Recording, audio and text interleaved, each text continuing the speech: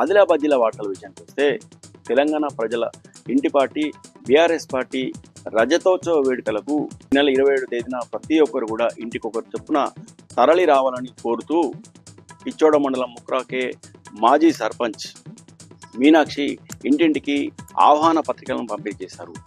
ఈ నెల 20వ తేదీన వరంగల్ జిల్లాలోని ఎల్కదుర్తి వద్ద బీఆర్ఎస్ పార్టీ ఆధ్వర్యంలో చేపట్టిన బీఆర్ఎస్ పార్టీ 25వ రజతోత్సవ వేడుకలకు ప్రతి ఒక్కరు కూడా తరలి రావాలని కోరుతూ ప్రత్యేకంగా ఆహ్వాన పత్రికలను ముద్రించారు.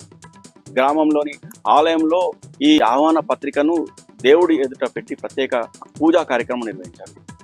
అనంతరం ఇంటింటికి వెళ్ళి ఆహ్వాన పత్రికను ఇస్తూ, అలాగే ప్రతి ఇంటికి కూడా ఆడపడుచులకు బట్టలు కానుకగా ఇస్తూ, పసుపు కుంకుమలు ఇస్తూ ప్రతి ఒక్కరు కూడా స్వచ్ఛందంగా ఈ వరంగల్లో జరిగే రజతోత్సవ వేడుకలకు రావాలని కోరుతూ పంపిణీ చేశారు. ఈ గ్రామ మాజీ సర్పంచ్ మీనాక్షి మాట్లాడుతూ ప్రతి ఒక్కరు కూడా ఈ సభకు తరలి వెళ్ళి విజయవంతం చేయాలని పిలుపునిచ్చారు. ఇప్పటి రజతోత్సవ వేడుకలు ఘనంగా నిర్వహించాలని పార్టీకి 1,02,000 రూపాయలను విరాళంగా అందించారు. ఇంటికొకరు చొప్పున ఈ రజతోత్సవ వేడుకలకు వెళ్ళి ప్రతి ఒక్కరు కూడా ఈ సభలో పాల్గొంటామని ప్రమాణం కూడా చేయడం జరిగింది. బీఆర్ఎస్ పార్టీ 10 ఏళ్ల కాలంలో తమ గ్రామంలో ఎన్నో సంక్షేమ అభివృద్ధి ఫలాలు పొందామని, అందుకే తాము స్వచ్ఛందంగా సభను విజయవంతం చేస్తామని సందర్భంగా గ్రామస్తులు మీనాక్షికి చెప్పడం జరిగింది. ఇక మరో వార్తా విషయానికి వస్తే కేంద్ర ప్రభుత్వం గ్యాస్ సిలిండర్లపై పెంచిన 50 రూపాయల ధరను వెంటనే తగ్గించాలని సిపిఎం ఆధ్వర్యంలో ఆదిలాబాద్ జిల్లా కేంద్రంలో మహిళలు ధర్నా చేపట్టారు. కేఆర్కే కాలనీలో ఖాళీ సిలిండర్లతో ప్రదర్శన నిర్వహిస్తూ కేంద్ర ప్రభుత్వానికి వ్యతిరేకంగా నినాదాలు చేశారు. కేంద్ర ప్రభుత్వము నిరుపేదలను, మధ్యతరగతి ప్రజలను మోసం చేసే ప్రయత్నం చేస్తుందని, కేంద్ర ప్రభుత్వం దిగివచ్చి పెంచిన గ్యాస్ సిలిండర్ల ధరను వెంటనే తగ్గించాలని, లేని పక్షంలో తాము దేశవ్యాప్తంగా ఆందోళన చేపడతామని సిపిఎం నాయకులు హెచ్చరించారు. నిర్మల్ జిల్లా వార్తల విషయానికి వస్తే నిర్మల్ జిల్లాలో సాగునీటి కోసం రైతులు మరోసారి రోడ్డెక్కారు.